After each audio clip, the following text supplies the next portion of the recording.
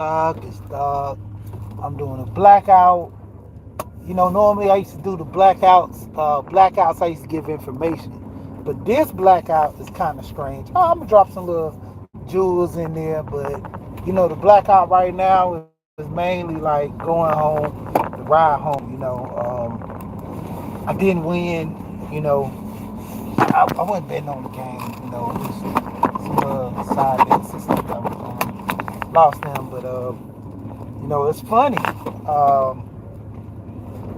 I was just talking about everybody who's still online while the game is online out. But I'm jumping online after the game is over.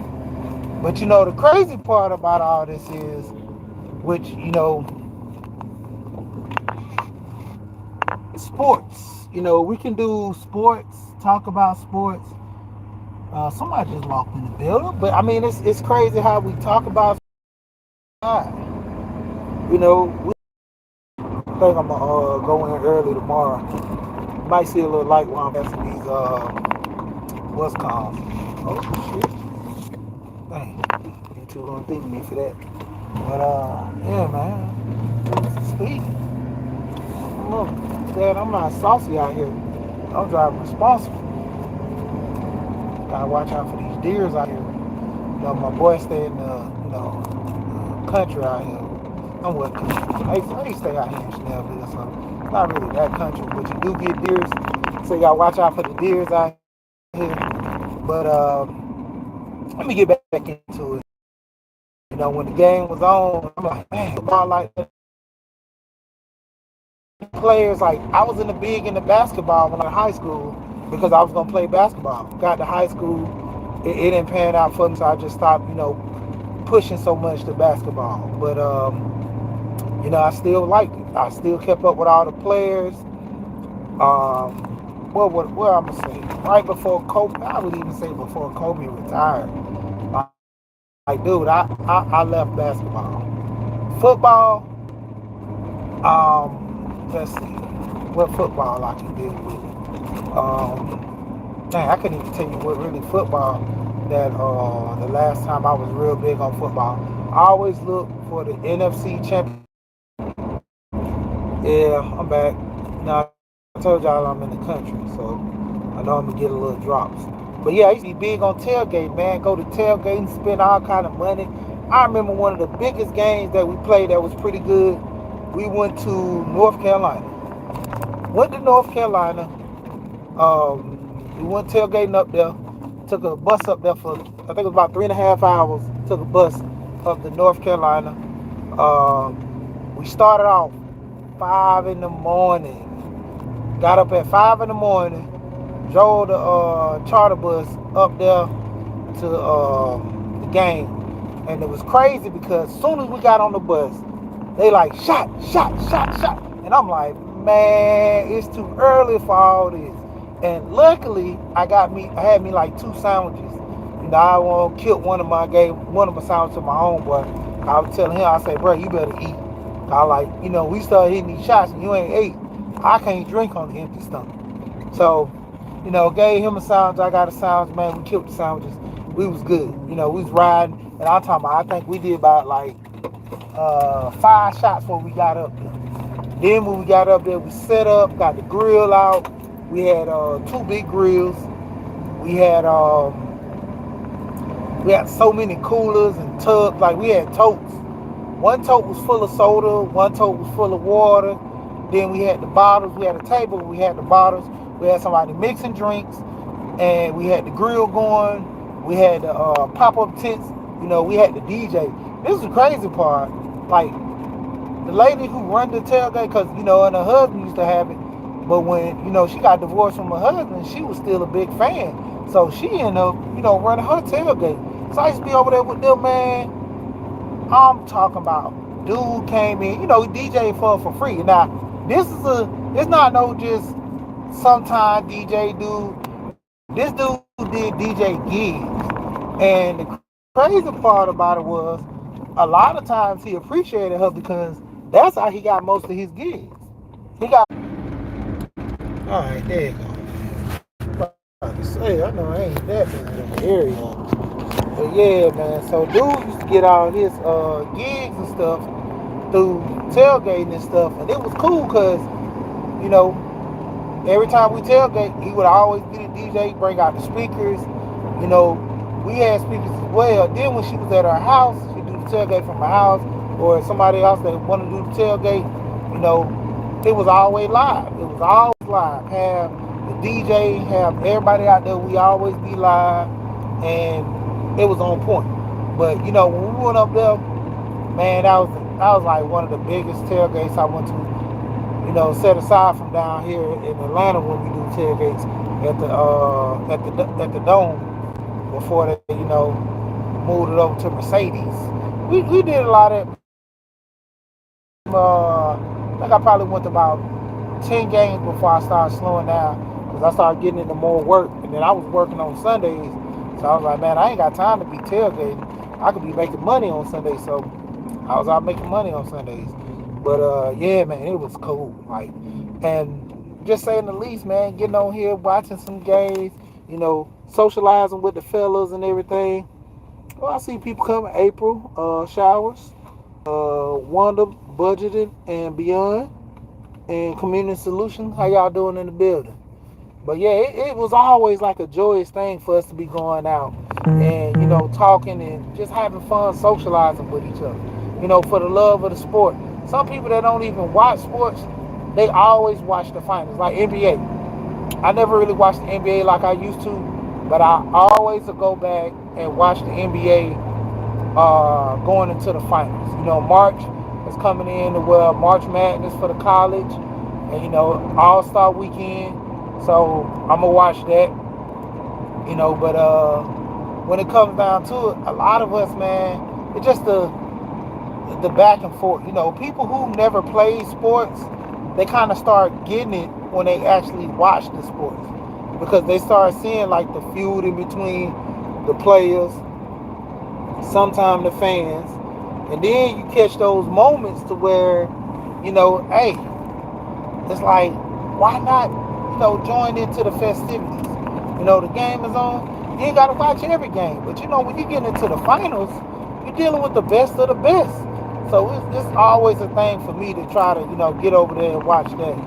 And good game. I mean, everybody who's seen it at the end, I called that the ref kind of cheated that out. Dude didn't even pass the 5 yard, and they gave him a penalty on that. But like I say, when it comes down to it, they say defense wins championships, but you always got to look at the referees and stuff. I mean, to me, it's starting to be too obvious. Like some of this stuff is rigged, but you can be the judge of that. If you watch the games and you know how a lot of stuff goes, you can call it, for what it is. I look at it as being rigged now. It's a lot of stuff that's going on that's kind of obvious. Certain plays you call, even like with LeBron. Sometimes this guy he'll start crying and he'll get calls. And saying the least, with the with him breaking Kareem record. Kareem hook shot. Lakers, like, you can't even really put him and LeBron in the same category because of different eras. But for him to make those points back then, that was a phenomenal thing. And to see LeBron get, I'm not going to discredit LeBron because he got it. But in this day and era, you play more games, you shoot more, so of course you're going to catch those numbers. Just like people saying that Giannis, the way he's playing now, he might go ahead and catch those numbers. As long as Giannis stay healthy the way he is, Giannis can catch those numbers. You had Curry, man, he got hurt, within the start of his career, so it's not really big on that. Shay Love in the building. What's going on, Shay? But saying the least, I'm gonna do a little blackout because if you go back and look at some of my old videos, where I used to do the blackouts. I was talking about giving the information. It's hidden from us, but we gotta go find it. And my biggest thing, life insurance, housing. Like I said, a lot of people do your research. I was just talking the other day about how they're taking assistance from a lot of people, government assistance. A lot of people getting put out their houses. They're not even saying the least. They sending them notices. You got 2 weeks. I remember down here in Atlanta, they ended up having a apartments got bought out by a company in Florida. But the good thing was the company gave them 6 months to find somewhere to stay. And that's what I was talking about, because me and Wanda, budget and savings, I don't say budget and savings, budget and beyond, we was talking about that, how a lot of people don't have this family structure. Even when I seen this horrible video where this man put this woman out, her and the 3 kids. And I guess he was out, and it's like, a lot of these videos now, they kind of, are staged and pranked to the point where you don't know if it's real or not.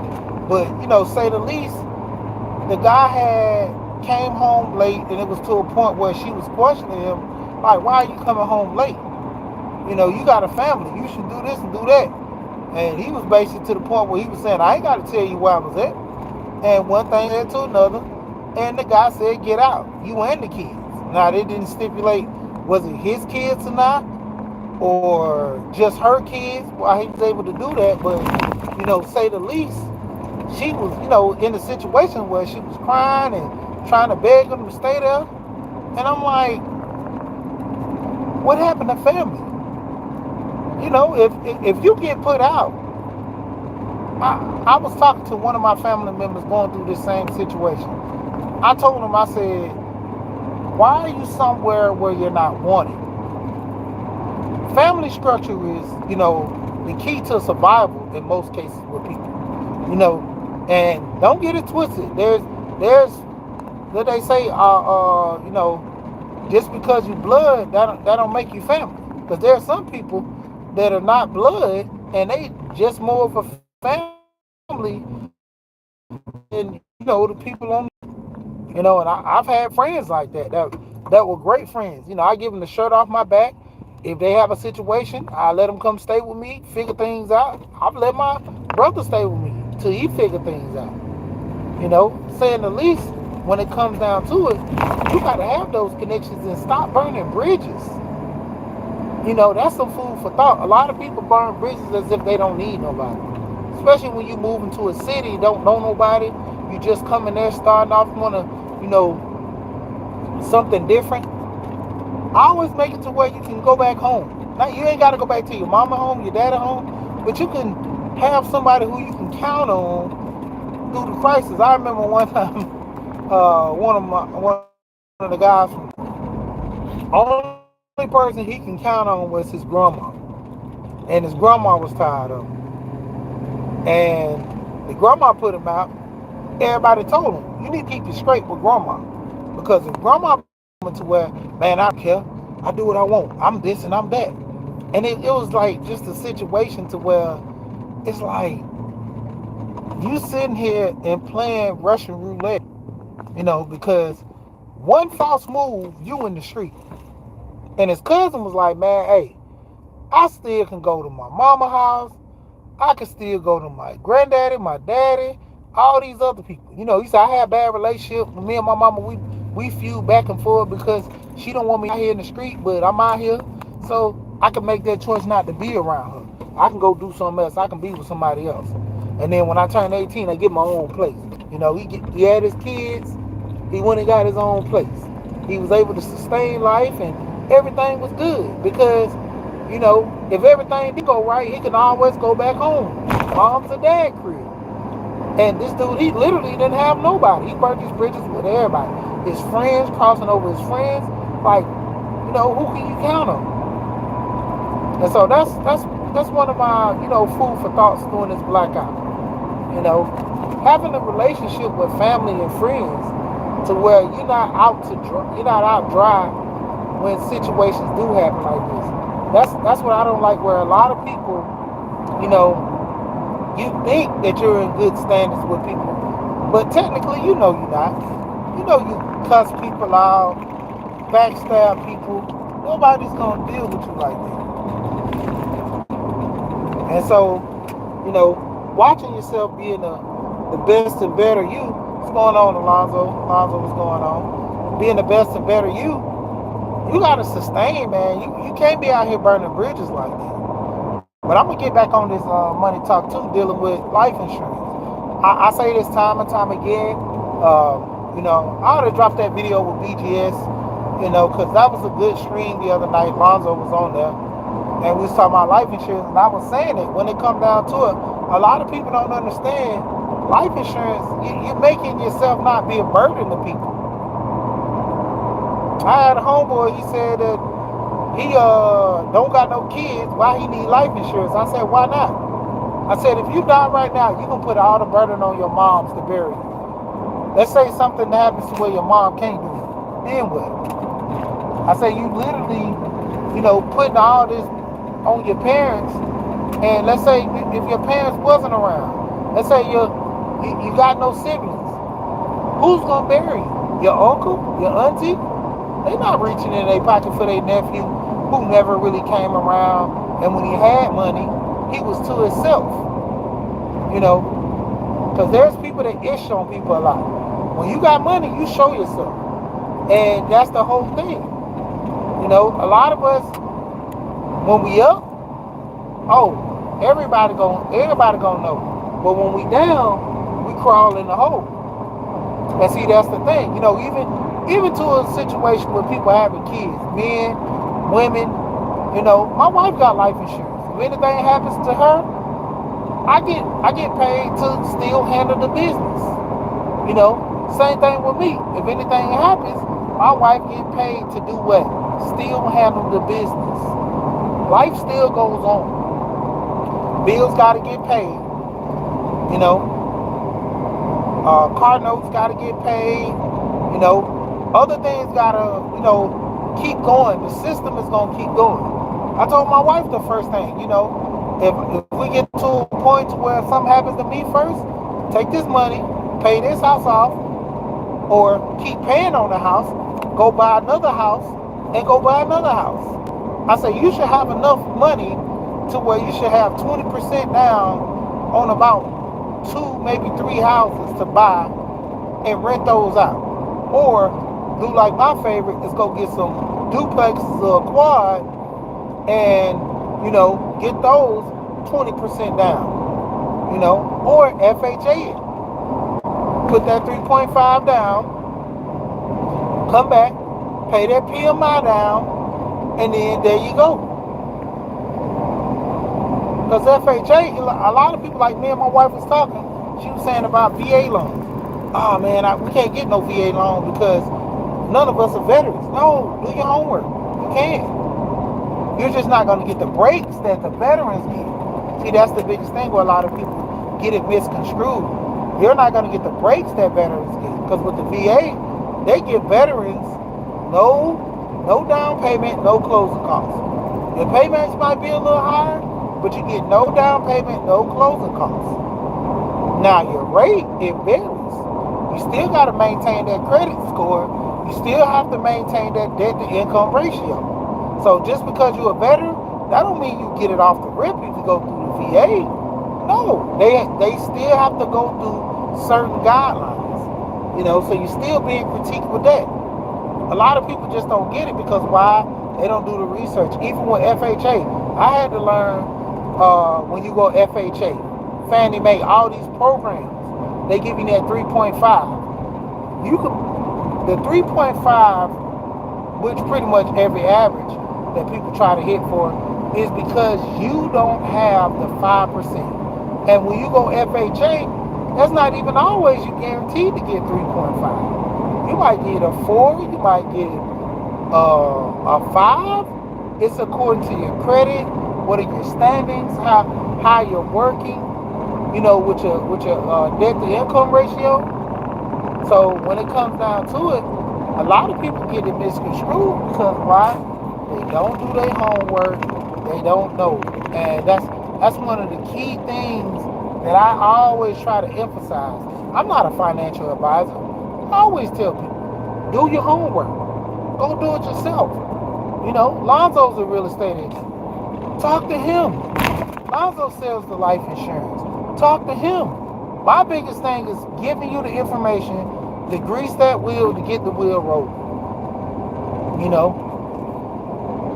And this is the crazy part a lot of people don't understand. Going back and looking at most of Alonzo's video, he's going to give you the information in the video. So when you come to him, you should be ready to pull the trigger. Like, let's get this policy taken care of. What are my options here? What are my options there? People who stay in the greater New York area, Connecticut, all in that area, I'm quite sure Alonzo can sell you a house easily. Fire and casualty insurance, easily. Life insurance, easy. Annuities, get that Series 7 Alonzo did. You can get the ball really cooking with a lot more. Retirement plans, college plans for your kids, things that can benefit you. We need to be doing the research on it. A lot of us not doing the research. Infinite banking, everybody hear about this infinite banking, but nobody has the infinite banking structure right. You hear it, you think you can get it. Some people can, some people can't. Some people got money to move forward, some people don't. The thing is, starting now. And getting that life insurance now when you're young, not waiting to when I get 40-something years old and something happened to me, then I go get life insurance. When I get 50, 60 years old, then I want life insurance. No, get the life insurance now. A lot of people just don't have the information. And I get it. I didn't have all the information. That's the whole thing about me. I always tell people, a lot of times you see me on different panels talking, stuff like that. I might talk reckless and crazy. A lot of times on my panel, I don't need to do all that. There's a lot of other channels that, we can be entertaining, we can be punchlines, bashing women, bashing men. I try not to do that on my channel. I don't need that energy. Because when it comes down to it, a lot of us, we see that on other channels. For people that want to go there, that's what their channels are for. If you don't want to go there, then, look at something else. I just joined a lot of gardening channels. I think her name is Fifi's Journey. She has chickens. I was thinking about getting chickens, but I was like, what's something I can maintain without putting so much energy and effort into it? And that's the goats. Thinking about give me some goats. I'm gonna do my research on goats. Give me some goats. I mean, I want chickens, but I don't know. Like, even if I was to get chickens, I'm just gonna be having a whole bunch of chickens because I don't slaughter chickens. I have to pay somebody to come slaughter the chicken for me. I seen this thing where they defeather the birds by putting them in this little bucket that spins. And I was like, wow, that's crazy.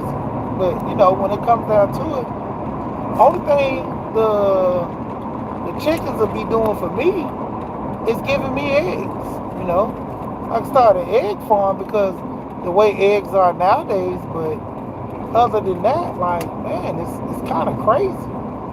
I want to do the off-grid, and I want to do the whole off-the-grid and farm life and, get me some acres.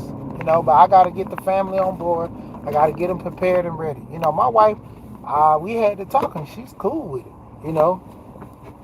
I got a friend, he stays out in a rural area. So he's cool. He like it. He loves it, not being in the city. Drives back into the city when he need to do stuff. Majority of his stuff is around his house that he deal with, and that's it. And I'm comfortable with that. I try to stay in my area, but more or less like the area I stay now, everything is more or less on the outskirts, And, but when I was in the country part, everything was in that circle because you gotta understand, small towns, they try to put everything within that vicinity because it's kind of like your whole surroundings, You don't want to stray too far. And to a degree, certain places don't have good restaurants, so you tend to stray a little farther out than normal. And that's what I was telling my wife, more or less too, like I always say, move for your kids. A lot of people don't understand that when I tell them that. Move for your kids. When I moved from Decatur the first time, I moved because it was a better school system out in Gwinnett. When I moved back to Decatur, the better school system was for elementary in Decatur. Now they're getting into middle school. Now we're considering moving again because why?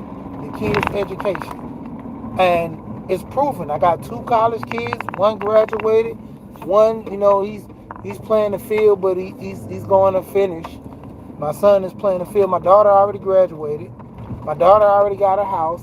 My daughter does the Airbnb thing now, so she has that house where she's renting that house out, and she got a rental property that she's dealing with, and going from there. And that's the thing. Teaching your kids young, trying to work with them, getting them ahead of the curve. I wanted my son to have a house down where he was at when he went to college in. But that was something we kind of talked about a little later. And right when we was about to do it, that's when 19 popped off. So, that kind of did that. And, he came back up this way because they was making it to where everybody had to do online classes now. And I was like, wow, that's crazy. And you're still trying to offer the same money to go to college. Right? Too crazy. But, like I said, man, just get the information, learn it. Don't be too scared to, put yourself in a position to win. That's why I try to get a lot of people to focus on putting themselves in a position to win, put themselves in a situation to where they're not losing. And that's what a lot of us, man, we always tend to try to get the best outcomes for ourselves, but in the end, like, what are our main goals? What are we focusing on? And that's where a lot of us lose traction at because we focusing on what? The nice cars, the shoes, all the shiny stuff. But in the end, what is that shiny stuff doing for us? That shiny stuff is only putting us in a position of what? Debt. I was looking at this one guy, and I forgot his name because Alonzo, me and him was talking about this guy. And, he was saying how this guy is such a good agent in the life insurance game. And the guy was saying something that made sense. Pay yourself first. He said, when you get paid, don't be a slave to your bills. Pay yourself first so you already know that you're good, and then you pay your bills. So I told my wife, I said, started this Friday, I paid myself first, and then I paid my bills. I went and treated myself. I got some new clothes. I got some studio equipment. I'm back on my studio stuff. I'm getting me a mic. I already got a mic. Getting me another headset. I'm getting me a headset because this one I want to listen to some playbacks. It sounds okay, but you can hear a little bit, which I didn't like. It wasn't clear enough for me. My other headset is better, but for some reason I'm getting a little feedback sometimes when I use that one, and that was the best headset before StreamYard cut this whole thing to where they wasn't doing Bluetooth. You had to go back to the cords, and I was catching trouble trying to find a good cord. APTV, what's going on? Absalon Pianki TV, shout out to you. Shout out to you, Absalon. Yeah, man, I'm getting back in the studio, Absalon. I just got me what was it, Sterling mic. I gotta get me a mixer. I gotta get me a mixer, and when I do that, and then that's when I'm gonna go ahead get my headset. I got my camera set up already, so just depending on if I want to use that Samsung camera I got, or I want to upgrade to a Canon, upgrade to a Canon. I've been having my eye on this Canon, this I think it's like E20. I think they had the T6, or I think it's like the T6. That's pretty good.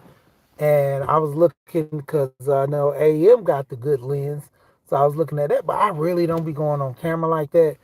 Like I mostly be trying to just lay out the information, just let it be.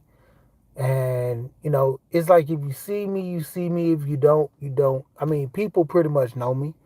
I don't hide myself. Queena was in the building. What's going on, Queena? I don't hide my face, so a lot of people know. You know, I be on here talking. You know, I go on panels. Have y'all noticed that too? When I do my panels and stuff, I always try to keep the professional look, suit tight.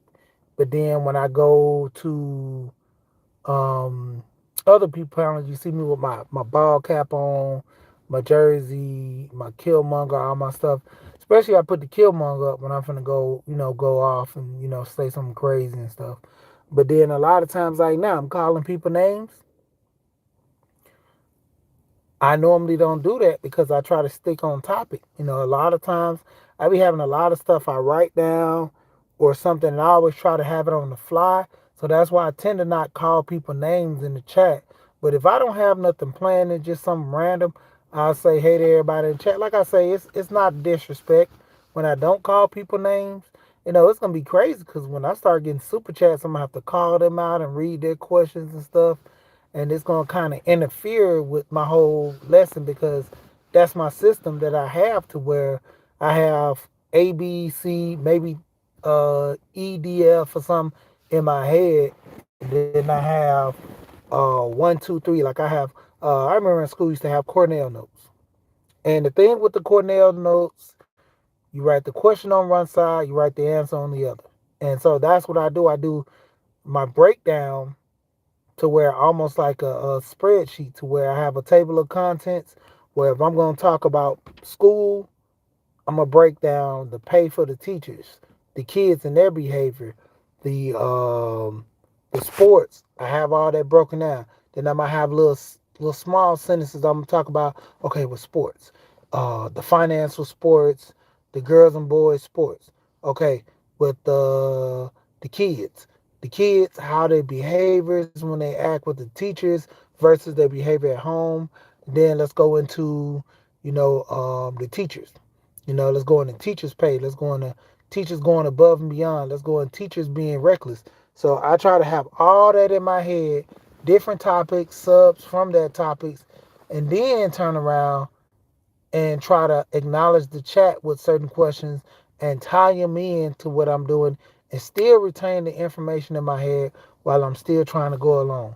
Because there's sometimes I might read something and they'll throw my whole thought pattern off. And I'm like, yeah, that's a good something to talk about. Yeah, let me go into that. Then I'll be like, oh man, I forgot to talk about this. Okay, let me get back on this. So that's why I try to do it. Yeah. And a lot of times people, they're good on the fly. I'm good on the fly with just, off the whim, making up stuff, talking about it. But at the same time, going into details, it's really some work. Especially being content creators, it's a lot of work. A lot he just came on, I think it was 2020. Here's 23 now. So it took him 3 years to get 1,000.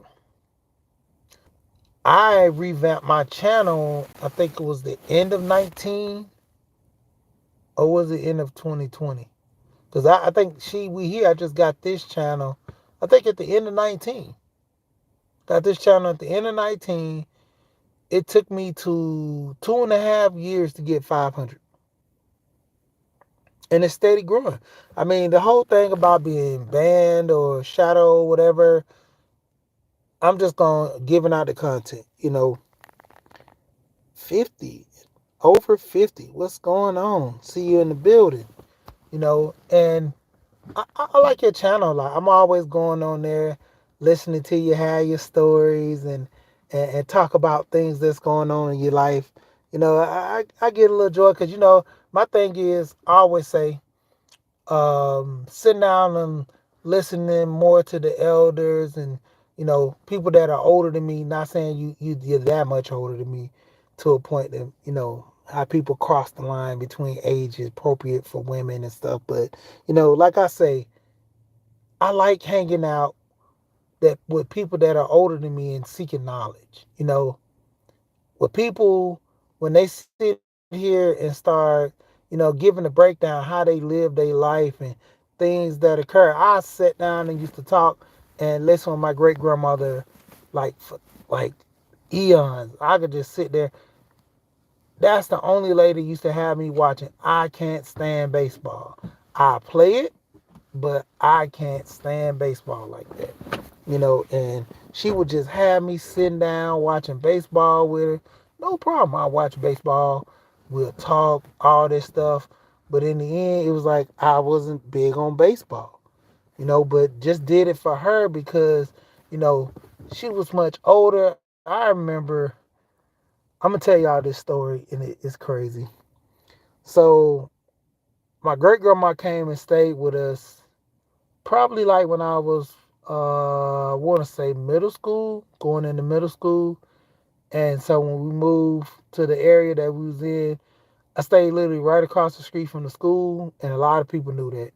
But anyway, I think I was about in the 11th grade, and my friend came over and was like, "Hey man, we're finna go over here and check out these girls, man. You coming?"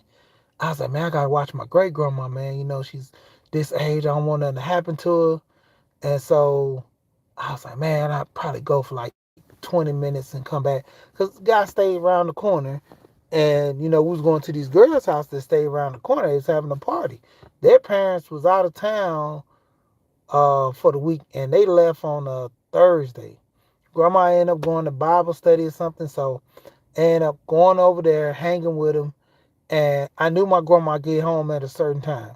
So I went, and I was coming right home, like, I think it was probably, I want to say 2 minutes before I seen her when she was pulling the driveway. So I ended up, okay, all right, no problem. Hold on, is that Stingray? Oh man, Stingray, cool. What's going on? Man, I be checking you out, man.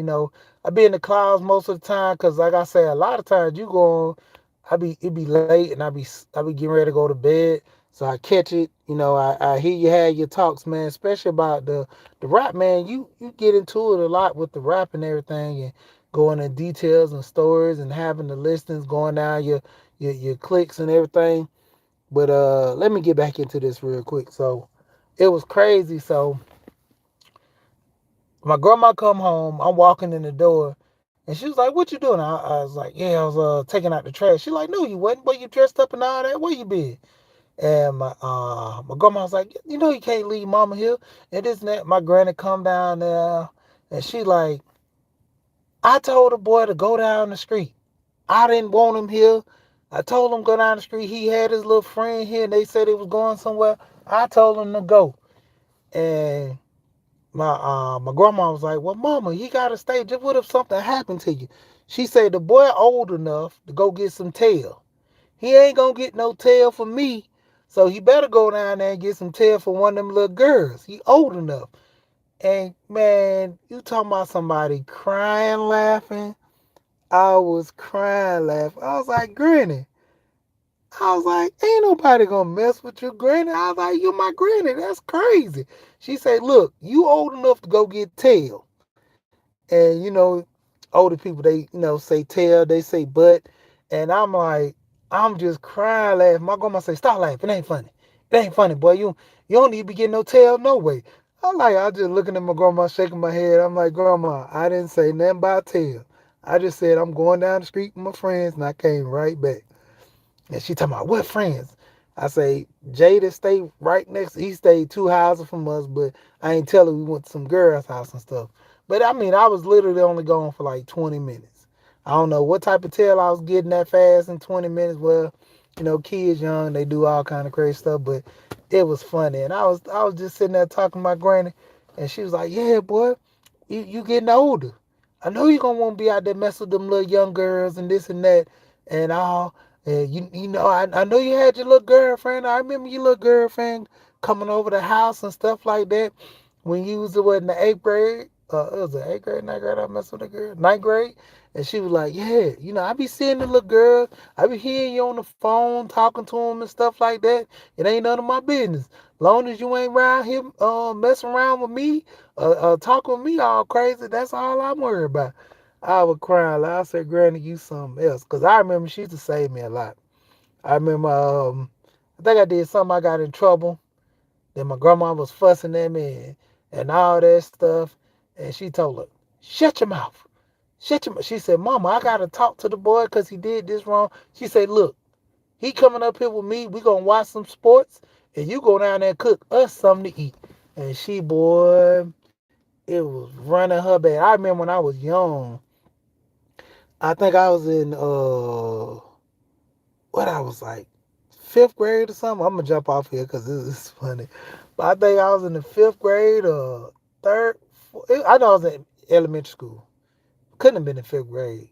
It had to be a little younger than that, or maybe it was around fifth grade. But anyway, I know I was finna get in trouble for something, and I was finna get a whooping. And so, I'm getting to the point where I'm like, I'm too old to be getting whoopings. And so she like, "Boy, you did this. I'm finna whoop your butt." And my granny like, "You ain't touching that boy. Leave him alone. Leave him alone." And she like, "Well, I gotta punish him. I'm his grandma." And she said, "Well, I'm your mama. And I say you touch him, I'ma touch you." And my grandma couldn't stand that she would do that for me. Cause like my other brothers, my granny loved them, but she said, "Don't nobody mess with my sheet. I love my sheet." Cause we sit in the house, I cook a food. I remember I used to always be in the kitchen. My granny used to cook. So as I got older, I learned how to cook well. And it's another story too. I'm gonna jump off with this one, but yeah, I learned how to cook from her. Like, and I used to go in there, I cook a food, fry fish, all this. I'm talking about I'm in elementary, going into middle school, frying fish, um, cooking collard greens and everything. She showed me how to skin them, making potato salad. Cause that was my grandma's specialty. But my granny, she made her potato salad a certain way and everything. But yeah, so because that's even like I'm gonna end with this story too, and I'm about to go in the house. I already made it home. But my wife, so this was before I got married. Me and my wife was talking, and she was like, "Yeah, I'll be running a little late coming home. So could you pick up the kids from the babysitter and everything when you get to the house?" So I said, "All right, cool." So I went, got off work, picked up the kids from the babysitter, and brought them to the house. Then I was like, "She running a little late. Let me go ahead and shoot to the stove, grab something to eat, and cook it." And so I ended up making jambalaya. That was the first time I ever made or something. And so it was so funny. I think I said this before. A lot of people heard me say it. It just be funny how like she didn't think I could cook. Cause like most of the time I cook all the Thanksgiving, and she tried to sly on me, be like, "Well, you cook so good. I don't want to cook." I say, that's the oldest trick in the book. But anyway, so I had a friend at work. He was talking about how he make his jambalaya. He make it with all the meat and stuff like that. So food around. Got some shrimp, got some beef sausage, got some ground beef, and what else I put in there? I think that was it. It was shrimp, ground beef, sausage. I think that was it. And oh yeah, and chicken. I think it was chicken too. I don't know if it was chicken that time, but I know I put chicken in there before too. Yeah, and I put the chicken in there. I took some rotisserie, chopped up the chicken and stuff. So I had some red beans and rice, and then I had some yellow rice.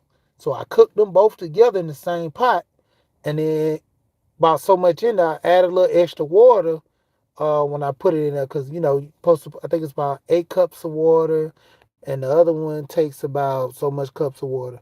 So what I did was put like a cup or so extra, and then turn around and put my meat in there, like some in the bushes.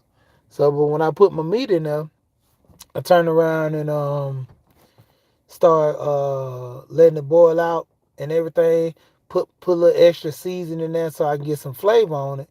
And then I made some cornbread, and I think I made green beans with it. And so my wife come home. She come home and she see the plate. I asked her. I said, "Where you at?" She said, "Well, I'm about 5 minutes from home." So I said, "All right, cool." And she said, "Man, I don't even know what I'm gonna cook tonight, and I'm just so tired."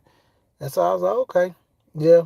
By the time she came in the house, I already had the kids wash their hands, come to the table. So we all sitting at the table waiting on her. I unlocked the door. I said, "You pulling in? You parking?" She said, "Yep." Unlocked the door. Went on had the kids go wash their hands, sitting at the table waiting on her to come in. Food still hot. So she come in, get the food. She said, "Oh, what what where you get this food from?"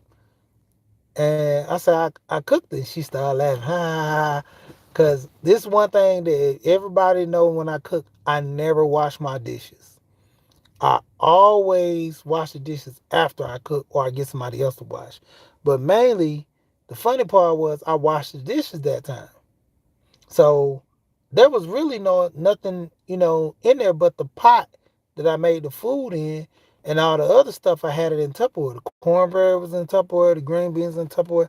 So first thing she did when she tasted food, she said, "Nuh-uh, you didn't cook this."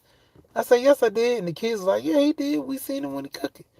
Don't you know she went, checked the oven, went and checked the trash can, went and checked in the laundry room, because the laundry room right next to the kitchen, to see if I hid the containers while I put the food.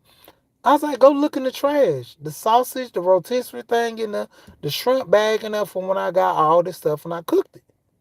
So she looked in the trash. She said, "Oh, you made this for real?" She was like, "I didn't know you know how to cook."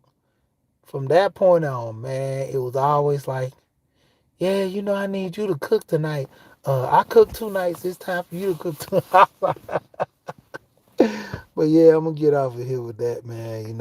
It's funny, because my granny, she always say, she said, "Well, if you get a girl that can't cook, then you got to make that decision. Do you want to stay with her, or y'all gonna starve? Because if you don't know how to cook, she don't know how to cook, y'all gonna starve."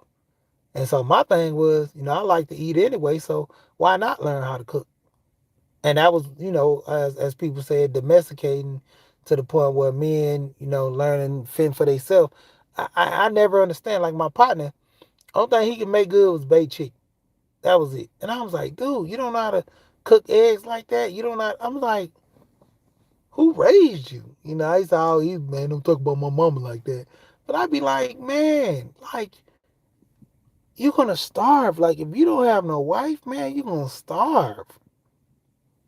I'm like, I never understand that with dudes. Like, it'd be like, "Man, the woman's supposed to cook." But I'm like, what if you're not married? Then what? Even with women, I never understand how women can't cook. Like, you eat. There's not that much eating out in the world, and it's like these lost traditions. It's not even gender roles for men to do this and women to do this. You eat on a daily, man or woman. You have to provide for yourself. So cooking is one of the essential things that you need to do for yourself. So I just don't get it to where why people like these young kids are not trying to cook. I always try to tell my boys now they getting older, cook, do this yourself. My wife is, "No, I'll do." No, they have to learn. They have to learn. And that's like the biggest thing with a lot of people. Nobody's teaching them. One of my cousins, he said the same thing with that. That, yeah. And I learned younger than that. I remember me being 4 years old, always sitting in the kitchen because I knew if I'm around the kitchen, I can get taste tests. I'm the taster. So when my granny made pies, she would give me the spoon. When she made pies and cakes, I would always get the spoon. And then when she made stuff, she say, "Well, you got to taste the food just so you make sure it tastes good and you're not killing nobody, cause it's nasty or something like that, or the food might be poison." So she always say, "I got to taste, I got to taste." So I started learning how to cook just on the script because I wanted to taste the food, and it got to the point like my cousin, I think she was 8 years old when she was 8 when she made Thanksgiving dinner herself one time. All the food for Thanksgiving. And it was crazy. 8 years old, she made the turkey, she made the ham, collard greens, cornbread, mac and cheese, dressing. The dressing was dry when she made it, but she made it.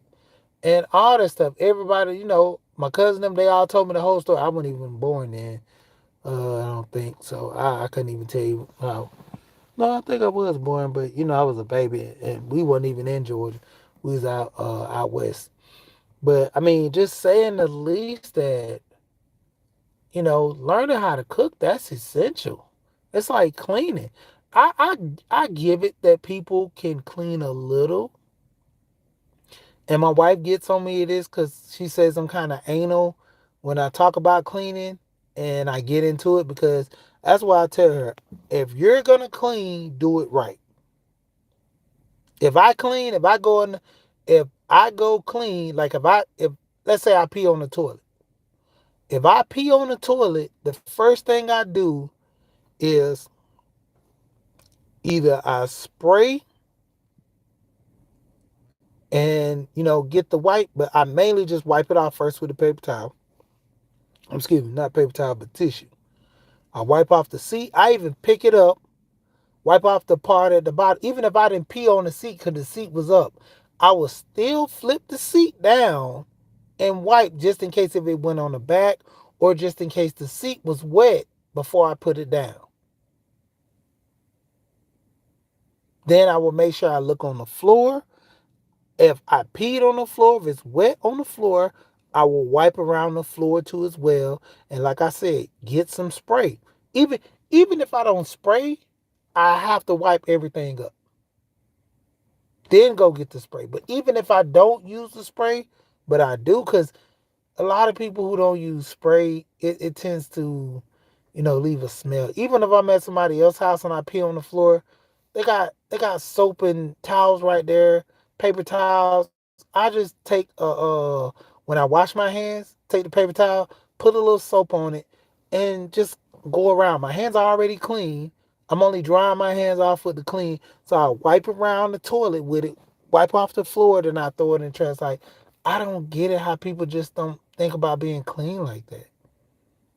Even when I was in the bathroom, one day I cleaned the boys' bathroom. They had so many stains on the wall.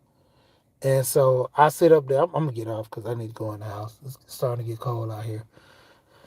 Yeah, I just don't want to be here. My wife be talking too much. And, most people when I get in the house, I try to stay off the internet mostly.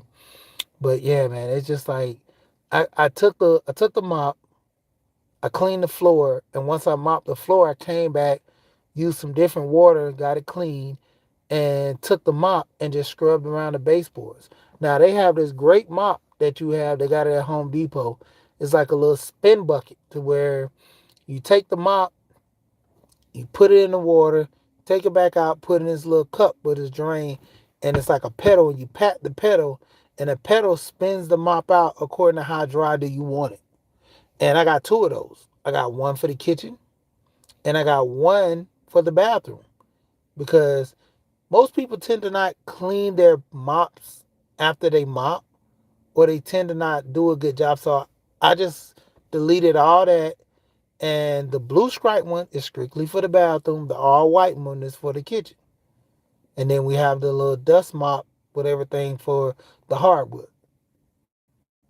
So now tell my kids they should never cross. Same thing with my wife. Like when I cleaned that baseboard with that mop, I took the mop, put some Clorox on it, put some Pine Sol, spent it just a little bit where it's good enough and damp, went down the baseboards and cleaned it. Then after I cleaned that up good, poured that out, got into the sink with another bucket, wet the rag up, came and wiped the walls down. I don't understand. That's why when I get ready to remodel this bathroom, I'm putting the boys in a new counter, a cabinet with a new countertop, and I'm tiling the wall. And that's one thing I gotta, reading up on that, finna go and tile this wall. But I'm tired of them putting their hands on the wall like we painted. So it's like smudge marks everywhere on this wall. And I'm like, what do you guys do? And I had to think back when I was a kid, what they were doing. Like when they're taking off their clothes, they would lean on the wall, put their hand on the wall, and take off their socks. I'm like, sit on the toilet, take off your socks. If you're leaning because your pants, I'm like, how you doing that? You're gonna automatically be off balance.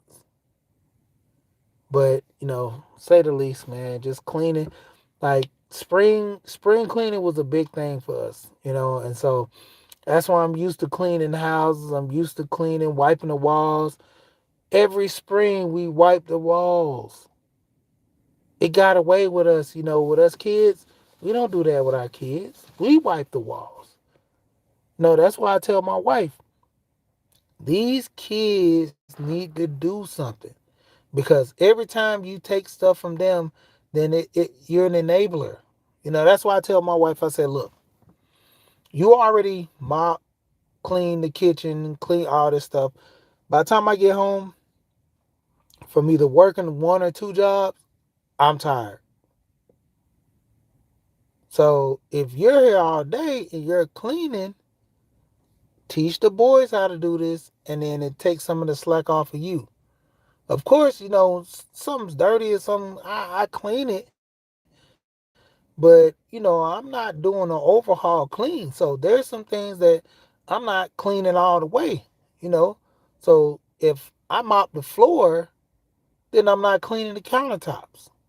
I'm not wiping off the stove. If I see the floor just so nasty, I'm gonna mop it. If I see the counters are bad, I'm just gonna mop. I'm gonna wipe off the countertop, and I'm not just gonna wipe off the counter that's dirty. I'm wiping off all the countertops in the kitchen. So with saying at least with that, I mean it's just the thing that a lot of people just, man, yeah. And that's the thing, with me, I'm, cutting my weight down, eating less, and just me, because I know the older I'm getting, my metabolism's starting to slow down. I'm like gaining weight, and then me eating right. I think today was the first day I ate meat. I haven't ate meat in like 2 weeks. And the only reason I did that was at a party. I didn't have the veggies and stuff that I can eat. So I just go ahead and eat this and then, just eat my raw vegetables for the next 3 days and cleanse back out and start my process over again. So I'm going to do raw vegetables tomorrow morning. Go get my celery, my carrots, my onions. I mean, my celery, my carrots, and my tomatoes. Then I'm going to do my watermelon, cantaloupe, and pineapple. I'm going to do those. And then when I get home, I'm going to juice. Instead of eating dinner, I'm going to juice because we just got a juicer. And I'm thinking about juicing for probably 5 days. And then I might even do the cleanse to where I don't eat. I'm going to drink. I know I'm going to drink something because I know I get weak if I'm not drinking anything. But I might end up just drinking water for like the first 2 days and then go ahead and do juices after that. Because, me eating, that's the thing. We gotta take care of our bodies. You gotta start eating healthy. I had high cholesterol. So I'm starting to take things to lower my cholesterol. You know, um, same thing with, taking care of your feet. That's one of the biggest things. I'm cheap when it comes to certain with shoes now. Like I'm buying my kids, like my son just got a pair of Jordans for Christmas. I think he got 3, 4 pair of Jordans, and I wasn't buying all of them. My brother bought a pair or two, Then I had another family member bought a pair too. And it's just luckily, I got people that can help me and support me sometimes. But like, I'm not buying them all them clothes and stuff like that. Family, they pitch in and help, but to a degree, because out of my brothers, my oldest brother got a son and daughter. But after that, I'm the only one basically with young kids. So, you know, to a degree, my youngest brother, me and him, we have good relationship and ties, but just only one of my brothers that, actually do so much for my twins. But man, I need to get out of here. I keep saying that. But saying the least, man, I'm gonna get out of here. Taking care of yourself is a must. And a lot of people fail to realize that when you get older, there's things. I go to the health food store. I get spirulina, burdock root, dandelion, all these teas I make to, cleanse my body and stuff. Starting eating healthy and right because your health is your wealth. A lot of people, I heard this pastor say this and I'm going to jump off. He said, you'll spend all your time and energy to get money when you're young. And when you get older, you take all your money to get that time and that energy back. So a lot of us, we spend so much trying to get money, trying to do this and trying to do that, when we should be just focusing on what? Living a good life, being healthy, because basically a lot of illness can be fought if we just go vegan. If we clear the air about all this, because Dr. Sebi talked about this a lot. A lot of times I've even encountered people with women with breast cancer. The best way to fight through that breast cancer is to go vegan. You ain't even gotta stay vegan, but as long as you have that breast cancer, it's a lot of things that can be cured with people just going raw vegan for the first month or so. And when I say raw, no cooking, just straight eating vegetables and stuff. I mean, long as you can, but going into cooking, I can understand that because most people can't take eating carrots and celery, kale that's raw with no dressing and stuff like that. Natural dressing where you just use oils and pepper and oregano and make seasons with it. Not eating no eggs, not eating chicken, not eating fish. A lot of people don't understand sometimes with fish is the same way. Eating the fish is good for you, but long term. But saying the least, my motto I always say, we here and we gone.